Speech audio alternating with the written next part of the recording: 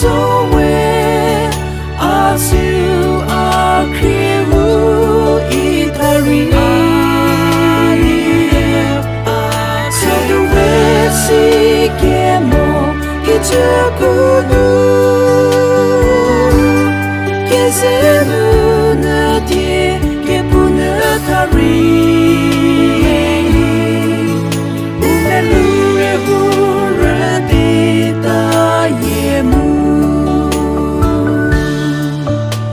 to create